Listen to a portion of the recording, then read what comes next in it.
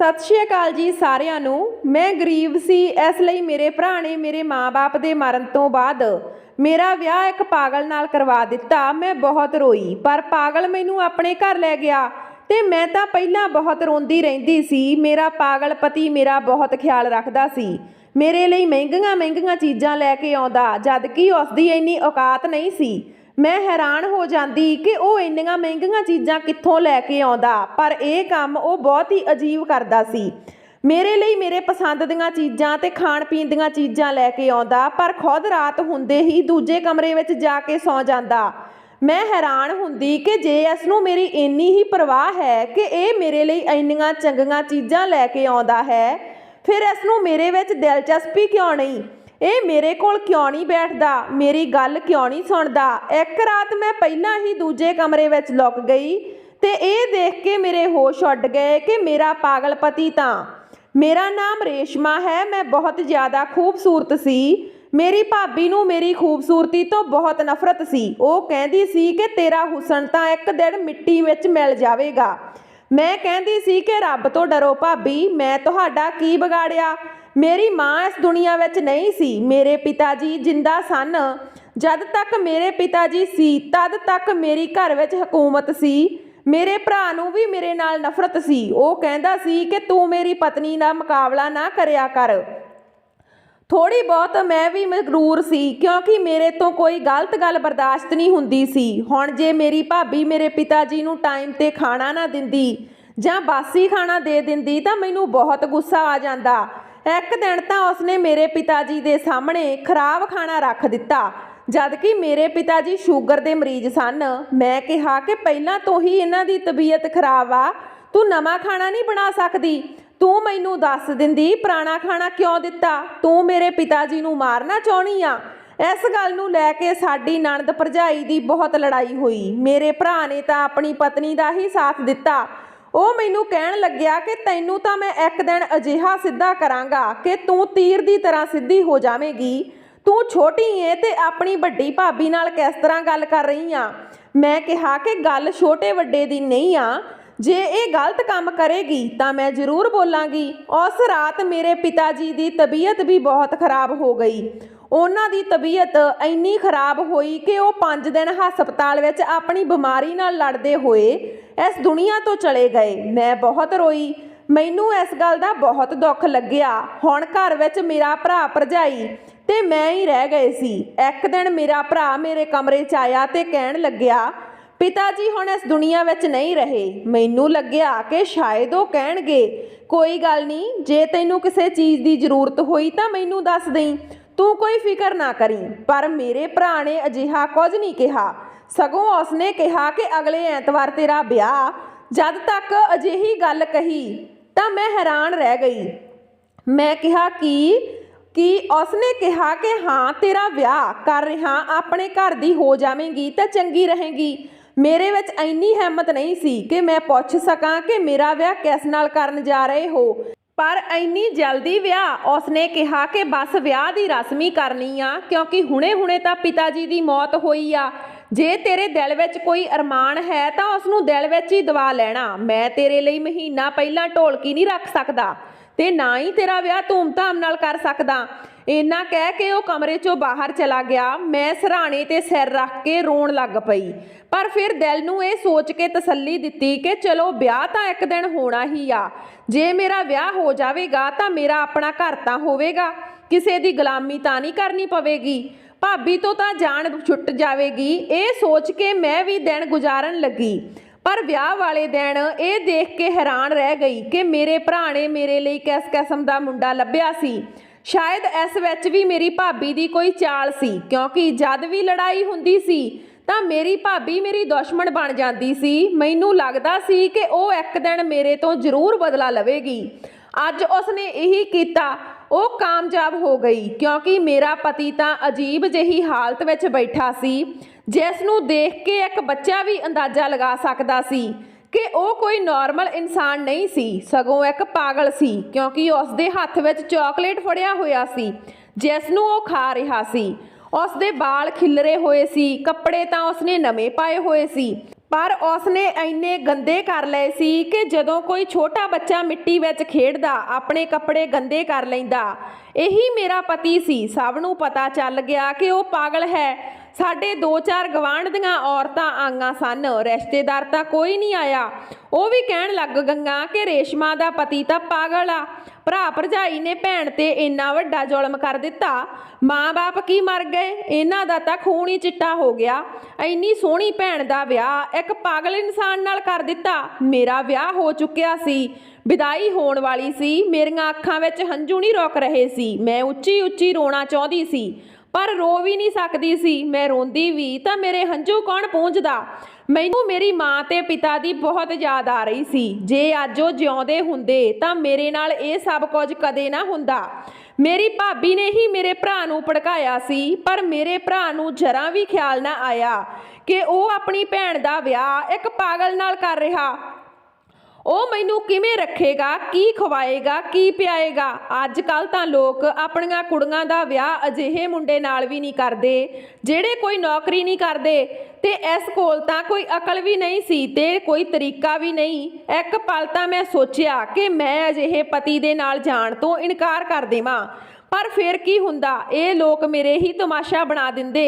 ਇਹਨਾਂ ਨੇ ਫਿਰ ਵੀ ਮੈਨੂੰ ਇੱਥੋਂ ਕੱਢ ਹੀ ਦੇਣਾ ਸੀ। ਮੈਂ ਸਭ ਕੁਝ ਪ੍ਰਮਾਤਮਾ ਤੇ ਛੱਡ ਦਿੱਤਾ ਤੇ ਚੁੱਪਚਾਪ ਵਿਦਾ ਹੋ ਕੇ ਜਾਂਦੇ ਜਾਂਦੇ ਭਾਈ ਨੇ ਸਿਰ ਤੇ ਹੱਥ ਰੱਖਣ ਦੀ ਕੋਸ਼ਿਸ਼ ਕੀਤੀ, ਪਰ ਮੈਂ ਆਪਣਾ ਸਿਰ ਪਿੱਛੇ ਕਰ ਲਿਆ। ਸਭ ਲੋਕਾਂ ਨੇ ਇਹ ਦੇਖਿਆ। ਮੈਂ ਕਿਹਾ ਇਸ ਦੀ ਵੀ ਥੋੜੀ ਜਿਹੀ ਬੇਇੱਜ਼ਤੀ ਹੋਵੇ, ਇਸ ਨੂੰ ਵੀ ਇਹਨਾਂ ਦਾ ਅਹਿਸਾਸ ਹੋਵੇ ਕਿ ਇਸ ਨੇ ਜੋ ਮੇਰੇ ਨਾਲ ਕੀਤਾ ਉਹ ਚੰਗਾ ਨਹੀਂ ਕੀਤਾ। ਭਾਬੀ ਵੀ ਮੈਨੂੰ ਮਿਲਣ ਲੱਗੀ, ਅੱਗੇ ਆਈ ਤੇ ਮੈਂ ਉਸ ਨੂੰ ਵੀ ਨਾ ਮਿਲੀ ਕਿਉਂਕਿ ਉਸਨੇ ਤਾਂ ਸਭ ਦੇ ਸਾਹਮਣੇ ਕਹਿ ਦਿੱਤਾ ਸੀ ਕਿ ਤੇਰਾ ਵਿਆਹ ਕਰਵਾ ਦਿੱਤਾ, ਹੁਣ ਤੂੰ ਨਖਰੇ ਨਾ ਕਰ ਤੇ ਆਪਣੇ ਘਰ ਦਫਾ ਹੋ ਜਾ। ਕਿਹੜੀ ਭਾਬੀ ਕਹਿੰਦੀ ਆ ਆਪਣੀ ਨਣਦ ਨੂੰ, ਉਹ ਵੀ ਉਸ ਦੀ ਵਿਦਾਈ ਵਾਲੇ ਦਿਨ ਕਿੰਨੀ ਵੀ ਨਫ਼ਰਤ ਕਿਉਂ ਨਾ ਹੋਵੇ, ਪਰ ਕੋਈ ਵੀ ਆਪਣੀ ਬੇਟੀ ਨੂੰ ਅਜਿਹਾ ਕਹਿ ਕੇ ਨਹੀਂ ਭੇਜਦਾ ਕਿ ਦਫਾ ਹੋ ਜਾ ਮੇਰੇ ਨਾਲ। ਕਿੰਨਾ ਬੁਰਾ ਸਲੂਕ ਹੋ ਰਿਹਾ ਸੀ। ਪਰ ਮੈਨੂੰ ਪਤਾ ਸੀ ਕਿ ਪ੍ਰਮਾਤਮਾ ਮੇਰਾ ਇਨਸਾਫ ਕਰੇਗਾ। ਪਰ ਇਸ ਵਕਤ ਤਾਂ ਮੇਰਾ ਸਮਾਂ ਬਹੁਤ ਹੀ ਖਰਾਬ ਨਜ਼ਰ ਆ ਰਿਹਾ ਸੀ। ਮੈਂ ਵਿਦਾ ਹੋ ਕੇ ਆਪਣੇ ਸਹੁਰੇ ਘਰ ਚਲੀ ਗਈ। ਮੇਰਾ ਪਤੀ ਪਾਗਲ ਸੀ ਪਰ ਉਸ ਦਾ ਚੰਗਾ ਘਰ ਸੀ। ਉੱਥੇ ਉਸ ਦਾ ਭਾਈ ਵੀ ਸੀ। ਮੈਨੂੰ ਲੱਗਿਆ ਕਿ ਉਹ ਵੀ ਇਸ ਘਰ ਵਿੱਚ ਹੀ ਰਹਿੰਦਾ ਹੈ, ਪਰ ਜਦੋਂ ਰਾਤ ਹੋਈ ਤਾਂ ਉਸ ਦੀ ਜਗ੍ਹਾ ਉਸ ਦਾ ਭਾਈ ਕਮਰੇ 'ਚ ਆਇਆ। ਮੈਂ ਥੋੜਾ ਘਬਰਾ ਗਈ। ਉਸਨੇ ਕਿਹਾ, ਭਾਬੀ ਘਬਰਾਉਣ ਦੀ ਜ਼ਰੂਰਤ ਨਹੀਂ, ਦਰਅਸਲ ਮੈਂ ਇਸ ਘਰ ਵਿੱਚ ਨਹੀਂ ਰਹਿੰਦਾ। ਮੈਂ ਕਿਸੇ ਦੂਜੀ ਜਗ੍ਹਾ ਆਪਣਾ ਘਰ ਲਿਆ ਹੋਇਆ ਜਿੱਥੇ ਮੇਰੀ ਪਤਨੀ ਤੇ ਮੇਰੇ ਬੱਚੇ ਮੇਰਾ ਇੰਤਜ਼ਾਰ ਕਰ ਰਹੇ ਹਨ। ਹੁਣ ਤੁਹਾਨੂੰ ਹੀ ਇਸ ਨੂੰ ਸੰਭਾਲਣਾ ਹੋਵੇਗਾ, ਸਾਡੇ ਵੀ ਮਾਂ-ਬਾਪ ਨਹੀਂ ਹਨ। ਬਸ ਹੁਣ ਤੁਸੀਂ ਤੇ ਤੁਹਾਡਾ ਪਤੀ, ਜੇ ਤੁਹਾਨੂੰ ਕਿਸੇ ਵੀ ਚੀਜ਼ ਦੀ ਸਮਝ ਨਾ ਲੱਗੇ ਕਿ ਕਿਹੜੀ ਚੀਜ਼ ਕਿੱਥੇ ਪਈ ਆ ਤਾਂ ਤੁਸੀਂ ਮੈਨੂੰ ਫੋਨ ਕਰਕੇ ਪੁੱਛ ਸਕਦੇ ਹੋ। ਦੀਵਾਰ ਤੇ ਮੇਰਾ ਨੰਬਰ ਲਿਖਿਆ ਹੋਇਆ, ਜੇ ਇਹ ਤੁਹਾਨੂੰ ਜ਼ਿਆਦਾ ਤੰਗ ਕਰੇ ਤਾਂ ਵੀ ਤੁਸੀਂ ਮੈਨੂੰ ਬੁਲਾ ਸਕਦੇ ਹੋ। ਪਰ ਦੇਖੋ ਮੈਂ ਵੀ ਬਾਲ ਬੱਚੇ ਵਾਲਾ, ਮੇਰੀ ਪਤਨੀ ਨੂੰ ਇੱਥੇ ਮੇਰਾ ਜ਼ਿਆਦਾ ਆਉਣਾ ਪਸੰਦ ਨਹੀਂ। ਜੇ ਕੋਈ ਜ਼ਿਆਦਾ ਹੀ ਜ਼ਰੂਰੀ ਗੱਲ ਹੋਵੇ ਤਾਂ ਹੀ ਤੁਸੀਂ ਮੈਨੂੰ ਬੁਲਾਇਓ, ਨਹੀਂ ਤਾਂ ਖੁਦ ਹੀ ਹਾਲਾਤ ਨੂੰ ਸੰਭਾਲਣ ਦੀ ਕੋਸ਼ਿਸ਼ ਕਰਿਓ, ਕਿਉਂਕਿ ਇਹ ਹੁਣ ਹੈ ਤਾਂ ਤੁਹਾਡਾ ਹੀ ਪਤੀ ਤੇ ਹੁਣ ਤੁਹਾਨੂੰ ਇਸ ਦੇ ਨਾਲ ਰਹਿਣਾ ਹੈ। ਮੈਂ ਸਮਝ ਰਹੀ ਸੀ ਕਿ ਮੇਰੀ ਆਉਣ ਵਾਲੀ ਜ਼ਿੰਦਗੀ ਕਿੰਨੀ ਮੁਸ਼ਕਲ ਹੋਣ ਵਾਲੀ ਆ। ਮੈਂ ਹਾਂ ਵਿੱਚ ਸਿਰ ਹਿਲਾ ਦਿੱਤਾ। ਮੈਂ ਹੋਰ ਕੀ ਕਹਿ ਸਕਦੀ ਸੀ। ਉਸਨੇ ਕਿਹਾ ਕਿ ਪ੍ਰਮਾਤਮਾ ਤੁਹਾਡੀ ਮਦਦ ਕਰੇਗਾ, ਤੁਸੀਂ ਪਰੇਸ਼ਾਨ ਨਾ ਹੋਵੋ, ਇੱਕ ਦਿਨ ਸਭ ਠੀਕ ਹੋ ਜਾਵੇਗਾ। ਮੈਨੂੰ ਪਤਾ ਸੀ ਕਿ ਉਹ ਤਸੱਲੀ ਦੇ ਰਿਹਾ, ਪਰ ਫਿਰ ਉਸਨੇ ਦੁਬਾਰਾ ਕਿਹਾ ਕਿ ਮੈਂ ਤੁਹਾਨੂੰ ਇਹ ਦੱਸਣ ਦੀ ਕੋਸ਼ਿਸ਼ ਕਰ ਰਿਹਾ ਕਿ ਤੁਸੀਂ ਪਰੇਸ਼ਾਨ ਨਾ ਹੋਵੋ, ਇੱਕ ਦਿਨ ਸਭ ਕੁਝ ਠੀਕ ਹੋ ਜਾਵੇਗਾ। ਪਤਾ ਨਹੀਂ ਉਸਨੇ 2 ਵਾਰੀ ਇਸ ਗੱਲ ਨੂੰ ਕਿਉਂ ਦੁਹਰਾਇਆ ਸੀ, ਮੈਨੂੰ ਕੁਝ ਸਮਝ ਨਹੀਂ ਆ ਰਿਹਾ ਸੀ। ਮੈਂ ਕਿਹਾ ਠੀਕ ਆ। ਮੇਰਾ ਪਤੀ ਦੂਜੇ ਕਮਰੇ 'ਚ ਬੈਠਾ ਸੀ। ਮੈਂ ਜਦ ਉਸ ਕਮਰੇ ਵਿੱਚ ਗਈ ਤਾਂ ਮੈਂ ਹੈਰਾਨ ਰਹਿ ਗਈ। ਸ਼ਾਇਦ ਇਹ ਕਮਰਾ ਉਸ ਦਾ ਸੀ। ਕਾਫੀ ਸਾਰੀਆਂ ਚੀਜ਼ਾਂ ਟੁੱਟੀਆਂ ਹੋਈਆਂ ਸਨ, ਕੁਝ ਖਿਡੌਣੇ ਵੀ ਪਏ ਸੀ। ਉਸ ਦਾ ਦਿਮਾਗ ਬੱਚਿਆਂ ਵਾਲਾ ਸੀ। ਉਸਨੇ ਮੈਨੂੰ ਦੇਖਿਆ ਤਾਂ ਮੈਂ ਡਰ ਗਈ। ਮੈਨੂੰ ਲੱਗਿਆ ਕਿ ਇਹ ਮੇਰੇ ਨਾਲ ਕੋਈ ਗੱਲ ਕਰੇਗਾ ਜਾਂ ਮੈਨੂੰ ਕੋਈ ਕੰਮ ਕਹਿ ਦੇਵੇਗਾ, ਪਰ ਉਸਨੇ ਅਜਿਹਾ ਕੁਝ ਨਹੀਂ ਕੀਤਾ। ਮੈਂ ਚੁੱਪਚਾਪ ਆਪਣੇ ਕਮਰੇ ਵਿੱਚ ਜਾ ਕੇ ਸੌਂ ਗਈ। ਮੇਰਾ ਦਿਲ ਤਾਂ ਕਰ ਰਿਹਾ ਸੀ ਕਿ ਕਮਰੇ ਨੂੰ ਅੰਦਰ ਤੋਂ ਕੁੰਡੀ ਲਗਾ ਲਵਾਂ, ਪਰ ਮੈਂ ਅਜਿਹਾ ਨਹੀਂ ਕੀਤਾ। ਕਹਿਣ ਨੂੰ ਤਾਂ ਅਜੀਬ ਲੱਗਦਾ, ਪਰ ਉਸ ਰਾਤ ਮੈਨੂੰ ਬਹੁਤ ਹੀ ਸਕੂਨ ਦੀ ਨੀਂਦ ਆਈ। ਸਵੇਰੇ ਜਦੋਂ ਮੇਰੀ ਅੱਖ ਖੁੱਲੀ ਤਾਂ ਮੈਂ ਹੈਰਾਨ ਰਹਿ ਗਈ, ਕਿਉਂਕਿ ਸਾਹਮਣੇ ਮੇਰਾ ਪਤੀ ਬੈਠਾ ਸੀ। ਉਸ ਨੂੰ ਦੇਖ ਕੇ ਮੈਂ ਇੱਕਦਮ ਡਰ ਗਈ। ਫਿਰ ਜਦੋਂ ਮੈਂ ਟੇਬਲ ਵੱਲ ਦੇਖਿਆ ਤਾਂ ਮੇਰੀਆਂ ਅੱਖਾਂ ਖੁੱਲੀਆਂ ਦੀਆਂ ਖੁੱਲੀਆਂ ਰਹਿ ਗਈਆਂ। ਟੇਬਲ ਤੇ ਤਾਂ ਨਾਸ਼ਤਾ ਪਿਆ ਸੀ, ਖਾਣਾ ਤਾਂ ਬਾਜ਼ਾਰ ਦਾ ਲੱਗ ਰਿਹਾ ਸੀ। ਮੈਂ ਉਸ ਵੱਲ ਦੇਖਿਆ ਤੇ ਆਸ-ਪਾਸ ਦੇਖਿਆ। ਮੈਨੂੰ ਲੱਗਿਆ ਸ਼ਾਇਦ ਉਸ ਦਾ ਭਰਾ ਆਇਆ ਹੋਵੇਗਾ ਤੇ ਉਹੀ ਨਾਸ਼ਤਾ ਲੈ ਕੇ ਆਇਆ ਹੋਵੇਗਾ, ਪਰ ਘਰ ਵਿੱਚ ਕੋਈ ਨਹੀਂ ਸੀ। ਬਾਹਰ ਵਾਲਾ ਦਰਵਾਜ਼ਾ ਤਾਂ ਅਜੇ ਵੀ ਬੰਦ ਸੀ। ਮੇਰੇ ਪਤੀ ਨੇ ਮੈਨੂੰ ਕਿਹਾ ਕਿ ਨਾਸ਼ਤਾ ਕਰ ਲਓ ਤੇ ਉਹ ਖੁਦ ਵੀ ਨਾਸ਼ਤਾ ਕਰਨ ਲਈ ਬੈਠ ਗਿਆ। ਮੈਂ ਹੈਰਾਨ ਹੋ ਗਈ ਕਿ ਇਸ ਨੂੰ ਇੰਨਾ ਪਤਾ ਹੈ ਕਿ ਬਾਜ਼ਾਰ ਤੋਂ ਨਾਸ਼ਤਾ ਲੈ ਕੇ ਆਉਣਾ, ਫਿਰ ਇਹ ਕਿਵੇਂ ਪਾਗਲ ਹੋਇਆ। ਫਿਰ ਉਸਨੇ ਗਾਣਾ ਗਾਉਣਾ ਸ਼ੁਰੂ ਕਰ ਦਿੱਤਾ। ਸ਼ਾਇਦ ਇਹ ਕਿਸੇ ਕਾਰਟੂਨ ਦਾ ਗਾਣਾ ਸੀ। ਫਿਰ ਮੈਂ ਸਮਝ ਗਈ ਕਿ ਸ਼ਾਇਦ ਇਹ ਨਾਰਮਲ ਜਿਹੀ ਹਰਕਤ ਆ। ਉਸ ਨੂੰ ਵੀ ਭੁੱਖ ਲੱਗੀ ਹੋਵੇਗੀ, ਉਸ ਕੋਲ ਥੋੜੇ ਪੈਸੇ ਹੋਣਗੇ, ਇੰਨਾ ਤਾਂ ਕੋਈ ਛੋਟਾ ਬੱਚਾ ਵੀ ਕਰ ਲੈਂਦਾ। ਖੈਰ ਮੈਂ ਨਾਸ਼ਤਾ ਕਰ ਲਿਆ। ਉਸ ਤੋਂ ਬਾਅਦ ਮੈਂ ਘਰ ਨੂੰ ਸਾਫ਼ ਕਰਨ ਲੱਗੀ। ਮੈਂ ਇਹ ਪੁੱਛਣਾ ਤਾਂ ਭੁੱਲ ਹੀ ਗਈ ਕਿ ਉਹ ਘਰ ਕਿਵੇਂ ਚੱਲਦਾ ਹੈ। ਖੈਰ ਇਸ ਵਕਤ ਤਾਂ ਘਰ ਵਿੱਚ ਜ਼ਰੂਰਤ ਦੀਆਂ ਸਾਰੀਆਂ ਚੀਜ਼ਾਂ ਪਈਆਂ ਸੀ। ਮੈਂ ਦੁਪਹਿਰ ਦਾ ਖਾਣਾ ਬਣਾ ਲਿਆ। ਖਾਣਾ ਬਣਾ ਕੇ ਜਦੋਂ ਮੈਂ ਦੇਖਿਆ ਤਾਂ ਮੇਰਾ ਪਤੀ ਘਰ ਨਹੀਂ ਸੀ, ਉਹ ਕਿਤੇ ਚਲਾ ਗਿਆ ਸੀ। ਮੈਂ ਬਹੁਤ ਜ਼ਿਆਦਾ ਪਰੇਸ਼ਾਨ ਹੋ ਗਈ। ਮੈਨੂੰ ਲੱਗਿਆ ਕਿ ਸ਼ਾਇਦ ਉਹ ਘਰ ਤੋਂ ਭੱਜ ਗਿਆ। ਮੈਂ ਉਸਦੇ ਭਰਾ ਦਾ ਨੰਬਰ ਮਿਲਾਇਆ ਪਰ ਨੰਬਰ ਨਹੀਂ ਮਿਲ ਰਿਹਾ ਸੀ। ਮੈਂ ਫਿਰ ਦੁਬਾਰਾ ਨੰਬਰ ਮਿਲਾਇਆ ਤਾਂ ਫੋਨ ਮਿਲ ਗਿਆ। ਉਸਦੇ ਭਰਾ ਨੇ ਕਿਹਾ ਕਿ ਉਹ ਕਦੇ-ਕਦੇ ਇਸ ਤਰ੍ਹਾਂ ਘਰ ਤੋਂ ਚਲਿਆ ਜਾਂਦਾ, ਤੂੰ ਪਰੇਸ਼ਾਨ ਨਾ ਹੋ, ਉਹ ਆਪਣੇ ਆਪ ਵਾਪਸ ਆ ਜਾਵੇਗਾ, ਉਹ ਰਾਤ ਤੱਕ ਵਾਪਸ ਆ ਜਾਵੇਗਾ। ਜੇ ਰਾਤ ਤੱਕ ਵੀ ਵਾਪਸ ਨਾ ਆਇਆ ਤਾਂ ਤੂੰ ਮੈਨੂੰ ਦੱਸ ਦੇਈਂ। ਮੈਂ ਕਿਹਾ ਠੀਕ ਆ। ਰਾਤ ਹੋਈ ਤਾਂ ਮੇਰਾ ਪਤੀ ਵਾਪਸ ਆ ਗਿਆ। ਉਸਦੇ ਹੱਥ ਵਿੱਚ ਕੋਈ ਚੀਜ਼ ਸੀ ਜਿਹੜੀ ਉਸਨੇ ਮੈਨੂੰ ਫੜਾ ਦਿੱਤੀ। ਮੈਂ ਖੋਲ ਕੇ ਦੇਖਿਆ ਤਾਂ ਉਸ ਵਿੱਚ ਫੁੱਲ ਸਨ। ਮੈਂ ਉਸ ਵੱਲ ਦੇਖਿਆ ਤਾਂ ਉਸਨੇ ਕਿਹਾ ਕਿ ਮੈਂ ਤੇਰੇ ਲਈ ਲੈ ਕੇ ਆਇਆ ਹਾਂ। ਮੈਂ ਹੈਰਾਨ ਰਹਿ ਗਈ। ਫਿਰ ਦੂਜੇ ਕਮਰੇ 'ਚ ਚਲਾ ਗਿਆ। ਜਦੋਂ ਮੈਂ ਥੋੜੀ ਦੇਰ ਬਾਅਦ ਦੇਖਿਆ ਤਾਂ ਕਮਰਾ ਅੰਦਰ ਤੋਂ ਲੌਕ ਸੀ। ਉਸ ਘਰ ਵਿੱਚ ਮੇਰੇ ਦਿਨ ਚੰਗੇ ਗੁਜ਼ਰ ਰਹੇ ਸਨ। ਮੈਂ ਜਿਸ ਤਰ੍ਹਾਂ ਸੋਚਿਆ ਸੀ ਉਸ ਤਰ੍ਹਾਂ ਕੁਝ ਵੀ ਨਹੀਂ ਹੋ ਰਿਹਾ ਸੀ, ਸਗੋਂ ਸਭ ਕੁਝ ਚੰਗਾ ਹੀ ਹੋ ਰਿਹਾ ਸੀ। ਮੇਰਾ ਪਤੀ ਮੇਰੇ ਲਈ ਹਰ ਰੋਜ਼ ਕੋਈ ਨਾ ਕੋਈ ਚੀਜ਼ ਲੈ ਕੇ ਆਉਂਦਾ। ਪਤਾ ਨਹੀਂ ਉਸ ਕੋਲ ਪੈਸੇ ਕਿੱਥੋਂ ਆਉਂਦੇ ਸਨ। ਘਰ ਵਿੱਚ ਵੀ ਹਰ ਚੀਜ਼ ਮੌਜੂਦ ਸੀ। ਜਦੋਂ ਘਰ ਦਾ ਸਮਾਨ ਥੋੜਾ ਖਤਮ ਹੋਣ ਲੱਗਿਆ ਤਾਂ ਇੱਕ ਦਿਨ ਉਸ ਦਾ ਭਰਾ ਘਰ ਆਇਆ। ਉਸਨੇ 15,000 ਰੁਪਏ ਮੈਨੂੰ ਦਿੱਤੇ। ਮੈਂ ਉਸ ਨੂੰ ਕਿਹਾ ਕਿ ਘਰ ਦਾ ਖਰਚ ਵੀ ਤੁਸੀਂ ਚਲਾਉਂਦੇ ਹੋ, ਤਾਂ ਉਸਨੇ ਕਿਹਾ ਅਜਿਹੀ ਕੋਈ ਗੱਲ ਨਹੀਂ ਆ। ਦਰਅਸਲ ਸਾਡੇ ਦੋਹਾਂ ਭਰਾਵਾਂ ਦੇ ਨਾਮ ਕੁਝ ਦੁਕਾਨਾਂ ਹਨ, ਉਹਨਾਂ ਦਾ ਕਿਰਾਇਆ ਆਉਂਦਾ ਹੈ। ਮਹੀਨੇ ਵਿੱਚ 2 ਵਾਰ ਪੈਸੇ ਆਉਂਦੇ ਹਨ ਤੇ ਅੱਜ ਪਹਿਲੀ ਤਰੀਕ ਹੈ, ਤਾਂ ਮੈਂ ਸੋਚਿਆ ਤੁਹਾਨੂੰ ਪੈਸੇ ਦੇ ਆਵਾਂ। ਤੁਹਾਨੂੰ 20,000 15 ਤਰੀਕ ਨੂੰ ਮਿਲ ਜਾਵੇਗਾ। ਮੈਂ ਕਿਹਾ ਠੀਕ ਆ। ਫਿਰ ਮੈਂ ਘਰ ਦੀ ਜ਼ਰੂਰਤ ਦਾ ਸਮਾਨ ਖਰੀਦ ਲਿਆਈ। ਸਾਡੇ ਘਰ ਵਿੱਚ ਟੀਵੀ, ਏਸੀ, ਫਰਿੱਜ ਸਭ ਕੁਝ ਸੀ। ਸਾਰੀਆਂ ਸੁੱਖ ਸਹੂਲਤਾਂ ਸਨ। ਇੱਕ ਦਿਨ ਭੁੱਲੇ ਭਟਕੇ ਮੇਰੇ ਭਰਾ ਭਰਜਾਈ ਆ ਗਏ। ਉਹਨਾਂ ਨੂੰ ਤਾਂ ਪਤਾ ਸੀ ਕਿ ਉਹਨਾਂ ਨੇ ਮੇਰਾ ਵਿਆਹ ਪਾਗਲ ਨਾਲ ਕਰਵਾਇਆ। ਮੈਨੂੰ ਪਤਾ ਸੀ ਕਿ ਉਹ ਦੇਖਣ ਆਏ ਹੋਣਗੇ ਕਿ ਮੇਰਾ ਕੀ ਹਾਲ ਹੋਇਆ ਹੈ, ਪਰ ਮੈਨੂੰ ਦੇਖ ਕੇ ਉਹ ਹੈਰਾਨ ਰਹਿ ਗਏ। ਮੈਂ ਨਵਾਂ ਸੂਟ ਪਾਇਆ ਹੋਇਆ ਸੀ। ਮੇਰੀ ਭਾਬੀ ਨੇ ਕਿਹਾ ਇਹ ਸੂਟ ਤੂੰ ਕਿੱਥੋਂ ਲੈ ਕੇ ਆਈ ਆਂ? ਇਹਨਾਂ ਲੋਕਾਂ ਨੇ ਤਾਂ ਤੇਰੇ ਲਈ ਸਿਰਫ 4 ਹੀ ਸੂਟ ਬਣਾਏ ਸਨ ਅਤੇ ਅਸੀਂ ਵੀ ਤੇਰੇ ਲਈ ਕੁਝ ਨਹੀਂ ਬਣਾਇਆ। ਮੈਂ ਕਿਹਾ ਮੇਰੇ ਪਤੀ ਨੇ ਮੈਨੂੰ ਲਿਆ ਕੇ ਦਿੱਤਾ। ਤਾਂ ਮੇਰੀ ਭਾਬੀ ਬੋਲੀ ਕਿ ਤੇਰੇ ਪਤੀ ਨੂੰ ਤਾਂ ਮੂੰਹ ਹੱਥ ਧੋਣ ਦਾ ਚੱਜ ਨਹੀਂ, ਉਹ ਤੇਰੇ ਲਈ ਸੂਟ ਕਿੱਥੋਂ ਲੈ ਕੇ ਆ ਸਕਦਾ? ਮੈਂ ਕਿਹਾ ਉਸਨੇ ਮੈਨੂੰ ਲਿਆ ਕੇ ਦਿੱਤਾ। ਤੁਹਾਨੂੰ ਕਿਹਨੇ ਕਿਹਾ ਕਿ ਉਸ ਨੂੰ ਮੂੰਹ ਹੱਥ ਧੋਣਾ ਨਹੀਂ ਆਉਂਦਾ? ਇਹ ਦੇਖੋ ਮੇਰਾ ਪਤੀ ਮੇਰੇ ਲਈ ਕੀ ਲੈ ਕੇ ਆਇਆ। ਜਦੋਂ ਮੈਂ ਆਪਣੇ ਭਾਬੀ ਨੂੰ ਸਾਰੀਆਂ ਚੀਜ਼ਾਂ ਦਿਖਾਈਆਂ ਤਾਂ ਉਹ ਹੈਰਾਨ ਰਹਿ ਗਈ। ਮੇਰੀ ਭਾਬੀ ਕਹਿਣ ਲੱਗੀ ਕਿ ਸਭ ਚੀਜ਼ਾਂ ਉਹ ਕਿੱਥੋਂ ਲੈ ਕੇ ਆਉਂਦਾ, ਕਿਤੇ ਚੋਰੀ ਕਰਕੇ ਤਾਂ ਨਹੀਂ ਲੈ ਆਉਂਦਾ? ਮੈਂ ਕਿਹਾ ਇਹ ਚੀਜ਼ਾਂ ਤਾਂ ਬਿਲਕੁਲ ਨਵੀਆਂ ਹਨ। ਤਾਂ ਭਾਬੀ ਕਹਿਣ ਲੱਗੀ ਕਿ ਸ਼ਾਇਦ ਮੈਂ ਜਲਦਬਾਜ਼ੀ ਵਿੱਚ ਆ ਕੇ ਗਲਤ ਫੈਸਲਾ ਕਰ ਲਿਆ ਸੀ, ਪਰ ਤੂੰ ਤਾਂ ਬਹੁਤ ਖੁਸ਼ ਲੱਗ ਰਹੀ ਆ। ਮੈਂ ਆਪਣੇ ਭਾਈ ਨੂੰ ਵੀ ਕਿਹਾ ਕਿ ਤੁਸੀਂ ਕੋਈ ਗਲਤ ਫੈਸਲਾ ਨਹੀਂ ਲਿਆ।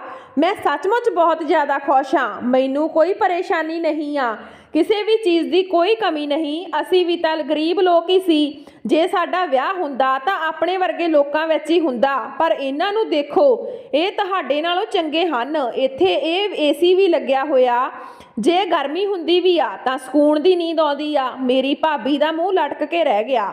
ਮੈਨੂੰ ਪਤਾ ਸੀ ਕਿ ਘਰ ਜਾਂਦੇ ਹੀ ਉਹ ਮੇਰੇ ਭਰਾ ਨਾਲ ਝਗੜਾ ਕਰੇਗੀ। ਚੰਗੀ ਗੱਲ ਹੈ ਕਿ ਮੈਨੂੰ ਖੁਸ਼ ਦੇਖ ਕੇ ਉਹ ਘਰ ਜਾਂਦੇ ਹੀ ਆਪਸ ਵਿੱਚ ਝਗੜਾ ਕਰਨ। ਇਹੀ ਉਹਨਾਂ ਦੀ ਸਜ਼ਾ ਹੈ। ਮੇਰਾ ਪਤੀ ਮੇਰੇ ਨਾਲ ਕੋਈ ਗੱਲ ਨਹੀਂ ਕਰਦਾ ਸੀ, ਪਰ ਉਹ ਮੇਰੇ ਲਈ ਹਰ ਚੀਜ਼ ਲੈ ਕੇ ਆਉਂਦਾ ਤੇ ਮੇਰਾ ਖਿਆਲ ਵੀ ਰੱਖਦਾ। ਇੱਕ ਦਿਨ ਮੈਂ ਰਸੋਈ 'ਚ ਕੰਮ ਕਰ ਰਹੀ ਸੀ, ਮੇਰੀ ਉਂਗਲ ਤੇ ਚਾਕੂ ਲੱਗਿਆ ਤਾਂ ਉਸਨੇ ਮੇਰੀ ਉਂਗਲ ਤੇ ਪੱਟੀ ਵੀ ਕੀਤੀ, ਪਰ ਰਾਤ ਹੁੰਦੇ ਹੀ ਉਹ ਦੂਜੇ ਕਮਰੇ 'ਚ ਚਲਾ ਜਾਂਦਾ ਤੇ ਅੰਦਰ ਤੋਂ ਲੌਕ ਲਗਾ ਲੈਂਦਾ। मैं बहुत हैरान परेशान ਹੁੰਦੀ ਕਿ ਮਸਲਾ ਕੀ ਆ। ਮੈਂ ਉਸ ਨਾਲ ਗੱਲ ਕਰਨਾ ਚਾਹੁੰਦੀ ਤੇ ਪੁੱਛਣਾ ਚਾਹੁੰਦੀ ਸੀ ਕਿ ਫਿਲਮਾਂ ਵਿੱਚ ਇਹ ਦੇਖਿਆ ਸੀ ਕਿ ਪਿਆਰ ਮੁਹੱਬਤ ਨਾਲ ਇਨਸਾਨ ਠੀਕ ਹੋ ਜਾਂਦਾ। ਸ਼ਾਇਦ ਮੈਂ ਵੀ ਉਸ ਨੂੰ ਠੀਕ ਕਰ ਲੈਂਦੀ। ਜੇ ਉਹ ਠੀਕ ਹੋ ਜਾਂਦਾ ਤਾਂ ਦੁਨੀਆ ਦਾ ਸਭ ਤੋਂ ਚੰਗਾ ਪਤੀ ਹੁੰਦਾ, ਕਿਉਂਕਿ ਖੂਬਸੂਰਤ ਤਾਂ ਉਹ ਹੈ ਹੀ ਸੀ, ਪੈਸੇ ਦੀ ਕੋਈ ਕਮੀ ਨਹੀਂ ਸੀ, ਘਰ ਵੀ ਉਸ ਦਾ ਆਪਣਾ ਹੀ ਸੀ। ਅਜਿਹਾ ਜੇ ਉਹ ਠੀਕ ਹੋ ਜਾਂਦਾ ਤਾਂ ਮੇਰੀ ਜ਼ਿੰਦਗੀ ਸੈੱਟ ਹੋ ਜਾਣੀ ਸੀ, ਪਰ ਉਹ ਮੇਰੇ ਨਾਲ ਗੱਲ ਹੀ ਨਹੀਂ ਕਰਦਾ ਸੀ। ਮੈਨੂੰ ਇਸ ਗੱਲ ਦਾ ਪਤਾ ਸੀ ਕਿ ਅਜਿਹੇ ਲੋਕਾਂ ਨੂੰ ਪਿਆਰ ਅਤੇ ਮੁਹੱਬਤ ਦੀ ਬਹੁਤ ਜ਼ਰੂਰਤ ਹੁੰਦੀ ਆ, ਤੇ ਜੇ ਅਜਿਹੇ ਲੋਕਾਂ ਨੂੰ ਜ਼ਿੰਦਗੀ ਵਿੱਚ ਕੋਈ ਹੋਵੇ ਤਾਂ ਉਹ ਉਸ ਨੂੰ ਬਹੁਤ ਪਿਆਰ ਅਤੇ ਮੁਹੱਬਤ ਦਿੰਦੇ ਆ, ਕਿਸੇ ਆਮ ਇਨਸਾਨ ਤੋਂ ਜ਼ਿਆਦਾ। ਪਰ ਇੱਥੇ ਤਾਂ ਮਸਲਾ ਉਲਟੀ ਸੀ। ਹੌਲੀ ਹੌਲੀ ਮੈਨੂੰ ਇਹ ਗੱਲ ਸਮਝ ਆਉਣ ਲੱਗੀ ਕਿ ਜੋ ਮਸਲਾ ਹੈ ਉਸ ਦਾ ਸੰਬੰਧ ਉਸ ਕਮਰੇ ਨਾਲ ਆ, ਕਿਉਂਕਿ ਮੇਰੇ ਪਤੀ ਉਸ ਕਮਰੇ ਵਿੱਚ ਹੀ ਚਲਾ ਜਾਂਦਾ ਸੀ। ਹੁਣ ਮੈਨੂੰ ਇਹ ਪਤਾ ਲਗਾਉਣਾ ਸੀ ਕਿ ਮੇਰਾ ਪਤੀ ਉਸ ਕਮਰੇ ਵਿੱਚ ਕਰਦਾ ਕੀ ਆ। ਮੈਂ ਇੱਕ ਵਾਰ ਉਸ ਕਮਰੇ ਵਿੱਚ ਗਈ ਸੀ, ਪਰ ਉੱਥੇ ਇਸ ਤਰ੍ਹਾਂ ਦਾ ਕੁਝ ਵੀ ਨਹੀਂ ਸੀ। ਮੇਰੀ ਭਾਬੀ ਨੇ ਲੋਕਾਂ ਨੂੰ ਕਹਿਣਾ ਸ਼ੁਰੂ ਕਰ ਦਿੱਤਾ ਕਿ ਵਿਆਹ ਚਾਹੇ ਪਾਗਲ ਨਾਲ ਹੋਇਆ, ਪਰ ਉਸ ਦੇ ਹਾਲਾਤ ਬਹੁਤ ਚੰਗੇ ਹਨ। ਇਹ ਗੱਲ ਮੇਰੇ ਤੱਕ ਵੀ ਪਹੁੰਚ ਗਈ। ਮੈਂ ਕਹਿੰਦੀ ਸੀ ਕਿ ਹਾਂ, ਪ੍ਰਮਾਤਮਾ ਦਾ ਸ਼ੁਕਰ ਆ, ਮੈਂ ਤਾਂ ਬਹੁਤ ਜ਼ਿਆਦਾ ਖੁਸ਼ ਹਾਂ। ਮੇਰੇ ਕੋਲ ਸਭ ਕੁਝ ਸੀ, ਪੈਸੇ ਵੀ ਮੇਰੇ ਕੋਲ ਹੀ ਹੁੰਦੇ ਸੀ, ਘਰ ਦੇ ਸਾਰੇ ਮਾਮਲਾਤ ਮੇਰੇ ਹੱਥ ਵਿੱਚ ਹੁੰਦੇ ਸਨ। ਪਰ ਮੇਰਾ ਪਤੀ ਹਰ ਰੋਜ਼ ਕਿੱਥੇ ਜਾਂਦਾ ਸੀ, ਮੈਨੂੰ ਇਸ ਬਾਰੇ ਕੁਝ ਨਹੀਂ ਪਤਾ ਸੀ। ਇੱਕ ਦਿਨ ਮੈਂ ਉਸ ਦਾ ਪਿੱਛਾ ਵੀ ਕੀਤਾ, ਪਰ ਮੈਨੂੰ ਰਾਸਤਾ ਨਹੀਂ ਪਤਾ ਸੀ, ਇਸ ਲਈ ਮੈਂ ਵਾਪਸ ਆ ਗਈ ਕਿ ਕਿਤੇ ਮੈਂ ਗੁੰਮ ਨਾ ਜਾਵਾਂ। ਉਹ ਤਾਂ ਮੇਰੀਆਂ ਅੱਖਾਂ ਦੇ ਸਾਹਮਣੇ ਤੋਂ ਪਤਾ ਨਹੀਂ ਕਿੱਥੇ ਚਲਾ ਗਿਆ, ਸ਼ਾਇਦ ਕਿਸੇ ਬਾਗ ਵਿੱਚ ਬੱਚਿਆਂ ਦੇ ਨਾਲ ਖੇਡਣ ਲਈ ਜਾਂਦਾ ਹੋਵੇਗਾ। ਇਸ ਲਈ ਮੈਂ ਇਸ ਗੱਲ ਨੂੰ ਜ਼ਿਆਦਾ ਧਿਆਨ ਨਹੀਂ ਦਿੱਤਾ, ਪਰ ਮੈਨੂੰ ਇਹ ਗੱਲ ਪਤਾ ਲਗਾਉਣੀ ਸੀ ਕਿ ਉਸ ਕਮਰੇ ਵਿੱਚ ਕੀ ਆ, ਤੇ ਉਹ ਦਿਨ ਵਿੱਚ ਕਮਰੇ ਨੂੰ ਤਾਲਾ ਲਗਾ ਕੇ ਚਲਾ ਜਾਂਦਾ ਸੀ। ਇੱਕ ਦਿਨ ਸੁੱਤਾ ਪਿਆ ਸੀ ਤੇ ਮੈਂ ਉਸ ਦੇ ਸਿਰਹਾਣੇ ਹੇਠੋਂ ਚਾਬੀ ਲਿਆ ਕੇ ਤਾਲਾ ਖੋਲ ਦਿੱਤਾ ਤੇ ਚਾਬੀ ਪਾਸੇ ਰੱਖ ਦਿੱਤੀ। ਉਸ ਨੂੰ ਚਾਬੀ ਨਹੀਂ ਮਿਲੀ ਤੇ ਉਹ ਬਗੈਰ ਤਾਲਾ ਲਗਾਏ ਹੀ ਚਲਾ ਗਿਆ। ਮੇਰਾ ਪਹਿਲਾਂ ਤੋਂ ਹੀ ਪਲਾਨ ਸੀ ਕਿ ਕਮਰੇ ਵਿੱਚ ਲੁਕ ਜਾਵਾਂਗੀ ਤੇ ਜਦੋਂ ਉਹ ਕਮਰੇ ਵਿੱਚ ਆਵੇਗਾ ਤਾਂ ਮੈਨੂੰ ਪਤਾ ਚੱਲ ਜਾਵੇਗਾ ਕਿ ਉਹ ਕਮਰੇ ਵਿੱਚ ਕਰਦਾ ਕੀ ਆ। ਪਰ ਜਿਵੇਂ ਹੀ ਉਹ ਘਰ ਆਇਆ ਤਾਂ ਮੈਨੂੰ ਲੱਭ ਰਿਹਾ ਸੀ, ਕਿਉਂਕਿ ਉਹ ਮੇਰੇ ਲਈ ਕੋਈ ਨਾ ਕੋਈ ਚੀਜ਼ ਲੈ ਕੇ ਆਉਂਦਾ ਸੀ। ਉਸ ਨੂੰ ਮੇਰੇ ਨਾਮ ਵੀ ਯਾਦ ਹੋ ਗਿਆ ਸੀ। ਉਸ ਨੇ ਮੈਨੂੰ ਮੇਰੇ ਨਾਮ ਤੋਂ ਬੁਲਾਇਆ। ਕਦੇ ਕਦੇ ਮੈਨੂੰ ਸੋਚ ਕੇ ਬੜਾ ਦੁੱਖ ਹੁੰਦਾ ਕਿ ਇਹ ਵੀ ਤਾਂ ਕਿਸੇ ਦੀ ਔਲਾਦ ਆ, ਕਿੰਨਾ ਸੋਹਣਾ ਨੌਜਵਾਨ ਆ। ਪਤਾ ਨਹੀਂ ਇਹਦੇ ਨਾਲ ਅਜਿਹਾ ਕੀ ਹੋਇਆ ਹੋਵੇਗਾ ਕਿ ਇਹ ਪਾਗਲ ਹੋ ਗਿਆ। ਜ਼ਾਹਿਰ ਹੈ ਕਿ ਇਹ ਪਾਗਲ ਤਾਂ ਪੈਦਾ ਨਹੀਂ ਹੋਇਆ ਹੋਵੇਗਾ, ਇਸ ਨਾਲ ਜ਼ਰੂਰ ਕੋਈ ਨਾ ਕੋਈ ਹਾਦਸਾ ਹੋਇਆ ਹੋਵੇਗਾ ਜੋ ਇਸ ਦੀ ਇਹ ਹਾਲਤ ਹੋ ਗਈ। ਮੈਂ ਉਸ ਦੇ ਭਰਾ ਤੋਂ ਵੀ ਪੁੱਛਣ ਦੀ ਕੋਸ਼ਿਸ਼ ਕੀਤੀ, ਪਰ ਉਸ ਨੇ ਮੈਨੂੰ ਕੁਝ ਨਾ ਦੱਸਿਆ ਤੇ ਕਿਹਾ ਕਿ ਵਕਤ ਦੇ ਨਾਲ ਨਾਲ ਇਸ ਨੂੰ ਸਭ ਕੁਝ ਪਤਾ ਚੱਲ ਜਾਵੇਗਾ। ਇਹ ਕਿਹੋ ਜਿਹੀ ਗੱਲ ਸੀ? ਵਕਤ ਦੇ ਨਾਲ ਭਲਾ ਕਿਵੇਂ ਪਤਾ ਲੱਗ ਜਾਂਦਾ? ਮੈਨੂੰ ਮੇਰੇ ਪਤੀ ਦੀਆਂ ਪੁਰਾਣੀਆਂ ਤਸਵੀਰਾਂ ਮਿਲੀਆਂ ਜਿਸ ਵਿੱਚ ਉਹ ਬਹੁਤ ਹੀ ਖੂਬਸੂਰਤ ਦਿਖਾਈ ਦੇ ਰਿਹਾ ਸੀ, ਪਰ ਫਿਰ ਉਹ ਅਜਿਹੀ ਹਾਲਤ ਵਿੱਚ ਕਿਵੇਂ ਪਹੁੰਚ ਗਿਆ? ਉਸ ਨੂੰ ਕਿਸੇ ਦੀਆਂ ਬਦਦੁਆਵਾਂ ਤਾਂ ਨਹੀਂ ਲੱਗ ਗਈਆਂ? ਮੇਰੇ ਮਨ ਵਿੱਚ ਅਜਿਹੀਆਂ ਉਲਟੀਆਂ ਸਿੱਧੀਆਂ ਗੱਲਾਂ ਆਉਂਦੀਆਂ ਰਹਿੰਦੀਆਂ। ਪਰ ਅੱਜ ਤਾਂ ਮੈਨੂੰ ਪਤਾ ਚੱਲ ਹੀ ਜਾਣਾ ਸੀ। ਮੇਰਾ ਪਤੀ ਮੇਰੇ ਕਮਰੇ ਵਿੱਚ ਗਿਆ, ਉਸਨੇ ਦੇਖਿਆ ਕਿ ਮੈਂ ਉੱਥੇ ਨਹੀਂ ਆ, ਉਹ ਚੀਜ਼ ਉੱਥੇ ਹੀ ਰੱਖ ਆਇਆ, ਫਿਰ ਉਹ ਕਮਰੇ 'ਚ ਆ ਗਿਆ। ਮੈਂ ਉਸ ਕਮਰੇ ਵਿੱਚ ਪਹਿਲਾਂ ਹੀ ਲੁਕੀ ਹੋਈ ਸੀ। ਉਸਨੇ ਕਮਰੇ ਨੂੰ ਅੰਦਰ ਤੋਂ ਲੌਕ ਲਗਾ ਲਿਆ ਤੇ ਆਪਣਾ ਸਿਰ ਫੜ ਕੇ ਕੁਰਸੀ ਤੇ ਬੈਠ। ਮੈਂ ਪਰਦੇ ਦੇ ਪਿੱਛੇ ਸਭ ਕੁਝ ਦੇਖ ਰਹੀ ਸੀ। ਉਸ ਨੂੰ ਅੰਦਾਜ਼ਾ ਵੀ ਨਹੀਂ ਸੀ ਕਿ ਮੈਂ ਕਮਰੇ ਵਿੱਚ ਹਾਂ। ਉਹ ਸਿਰ ਨੂੰ ਇਸ ਤਰ੍ਹਾਂ ਫੜੀ ਬੈਠਾ ਸੀ ਜਿਵੇਂ ਕੋਈ ਬਹੁਤ ਵੱਡਾ ਆਦਮੀ ਕੁਝ ਸੋਚ ਰਿਹਾ ਹੋਵੇ। ਉਸ ਦੇ ਚਿਹਰੇ ਤੋਂ ਅਚਾਨਕ ਪਾਗਲਾਂ ਵਾਲੇ ਜਜ਼ਬਾਤ ਖਤਮ ਹੋ ਗਏ ਸਨ। ਮੈਨੂੰ ਹੁਣੇ ਤੋਂ ਹੀ ਮਾਮਲਾ ਕੁਝ ਗੜਬੜ ਲੱਗ ਰਿਹਾ ਸੀ। ਕੋਈ ਨਾ ਕੋਈ ਗੱਲ ਜ਼ਰੂਰ ਸੀ ਜਿਹੜੀ ਕਿ ਨਾਰਮਲ ਨਹੀਂ ਸੀ। ਕੁਝ ਦੇਰ ਬਾਅਦ ਉਸਨੇ ਆਪਣੀ ਜੇਬ ਵਿੱਚੋਂ ਇੱਕ ਵੱਡਾ ਸਾਰਾ ਫੋਨ ਕੱਢਿਆ। ਮੈਂ ਦੇਖ ਕੇ ਹੈਰਾਨ ਰਹਿ ਗਈ ਕਿ ਇਸ ਕੋਲ ਐਡਾ ਵੱਡਾ ਫੋਨ ਕਿੱਥੋਂ ਆਇਆ, ਤੇ ਫੋਨ ਵੀ ਬਿਲਕੁਲ ਠੀਕ ਠਾਕ ਸੀ, ਟੁੱਟਿਆ ਹੋਇਆ ਵੀ ਨਹੀਂ ਸੀ, ਜਦ ਕਿ ਬਾਕੀ ਦੀਆਂ ਸਾਰੀਆਂ ਚੀਜ਼ਾਂ ਟੁੱਟੀਆਂ ਹੋਈਆਂ ਸਨ। ਫਿਰ ਉਹ ਫੋਨ ਤੇ ਕਿਸ ਨਾਲ ਗੱਲ ਕਰਨ ਲੱਗਾ। ਜਦੋਂ ਉਸਨੇ ਗੱਲ ਕਰਨੀ ਸ਼ੁਰੂ ਕੀਤੀ ਤਾਂ ਮੇਰੀ ਹਾਲਤ ਹੋਰ ਖਰਾਬ ਹੋ ਗਈ। ਮੈਂ ਹੈਰਾਨ ਰਹਿ ਗਈ ਕਿ ਉਹ ਇੱਕ ਸਮਝਦਾਰ ਵਿਅਕਤੀ ਦੀ ਤਰ੍ਹਾਂ ਗੱਲ ਕਰ ਰਿਹਾ ਸੀ ਤੇ ਕਹਿ ਰਿਹਾ ਸੀ ਕਿ ਦੇਖੋ, ਮੈਂ ਤੁਹਾਡੇ ਨਾਲ ਪਹਿਲਾਂ ਡੀਲ ਕੀਤੀ ਸੀ ਤੇ ਕਿਹਾ ਸੀ ਕਿ ਇਹ ਪੈਸੇ ਕਾਰੋਬਾਰ ਵਿੱਚ ਲਗਾ ਦਿਓ, ਜੋ ਮੇਰੀ ਕਿਸਮਤ ਹੋਵੇਗੀ, ਮੇਰੇ ਨਸੀਬ 'ਚ ਹੋਵੇਗਾ, ਉਹ ਮੈਨੂੰ ਮਿਲ ਜਾਵੇਗਾ। ਮੈਂ ਹੈਰਾਨ ਸੀ ਕਿ ਮੇਰਾ ਪਤੀ ਜਿਹੜਾ ਕਿ ਦੁਨੀਆ ਦੇ ਸਾਹਮਣੇ ਪਾਗਲ ਬਣਿਆ ਹੋਇਆ ਸੀ, ਉਹ ਇੱਥੇ ਬੈਠ ਕੇ ਬਿਜ਼ਨਸ ਦੀਆਂ ਡੀਲਾਂ ਕਰ ਰਿਹਾ ਸੀ। ਪਰ ਫਿਰ ਉਹ ਦੁਨੀਆ ਦੇ ਸਾਹਮਣੇ ਕਿਉਂ ਪਾਗਲ ਬਣਿਆ ਹੋਇਆ ਸੀ ਅਤੇ ਆਪਣੀ ਪਤਨੀ ਨੂੰ ਕਿਉਂ ਝੂਠ ਬੋਲ ਰਿਹਾ ਸੀ? ਆਪਣੀ ਪਤਨੀ ਨੂੰ ਤਾਂ ਦੱਸ ਸਕਦਾ ਸੀ। ਮੇਰਾ ਦਿਲ ਕੀਤਾ ਕਿ ਸਾਹਮਣੇ ਆ ਜਾਵਾਂ, ਪਰ ਫਿਰ ਸੋਚਿਆ ਕਿ ਦੇਖਦੀ ਹਾਂ ਇਹ ਹੁਣ ਕੀ ਕਰੇਗਾ। ਫਿਰ ਉਸਨੇ ਜੇਬ ਵਿੱਚੋਂ ਕਾਫੀ ਸਾਰੇ ਪੈਸੇ ਕੱਢੇ ਤੇ ਇੱਕ ਸਾਈਡ ਤੇ ਰੱਖ ਦਿੱਤੇ। ਫਿਰ ਉਸਨੇ ਦੁਬਾਰਾ ਤੋਂ ਕਿਸੇ ਨੂੰ ਫੋਨ ਕੀਤਾ। ਇਸ ਵਾਰ ਮੈਨੂੰ ਸਮਝ ਆ ਗਿਆ ਕਿ ਉਹ ਕਿਸ ਨੂੰ ਫੋਨ ਕਰ ਰਿਹਾ। ਉਹ ਆਪਣੇ ਭਰਾ ਨੂੰ ਫੋਨ ਕਰ ਰਿਹਾ ਸੀ। ਉਹ ਆਪਣੇ ਭਰਾ ਨੂੰ ਕਹਿ ਰਿਹਾ ਸੀ ਕਿ ਮੇਰਾ ਦਿਲ ਕਰਦਾ ਕਿ ਮੈਂ ਰੇਸ਼ਮਾ ਨੂੰ ਸਭ ਕੁਝ ਦੱਸ ਦੇਵਾਂ। ਉਹ ਮੇਰੀ ਪਤਨੀ ਆ, ਮੈਂ ਉਸ ਨਾਲ ਰਹਿਣਾ ਚਾਹੁੰਦਾ ਹਾਂ। ਤੇ ਦੂਜਾ ਸ਼ਖਸ ਸ਼ਾਇਦ ਇਹ ਕਹਿ ਰਿਹਾ ਸੀ ਕਿ ਜਲਦਬਾਜ਼ੀ ਨਾ ਕਰ। ਮੇਰੇ ਪਤੀ ਨੇ ਕਿਹਾ ਕਿ ਜਲਦਬਾਜ਼ੀ ਕਿੱਥੇ ਆ, ਮੇਰੇ ਵਿਆਹ ਨੂੰ 6 ਮਹੀਨੇ ਹੋ ਗਏ। ਜਦੋਂ ਮੇਰਾ ਜ਼ਿਕਰ ਹੋਇਆ ਤਾਂ ਮੈਂ ਸਾਹਮਣੇ ਆ ਗਈ।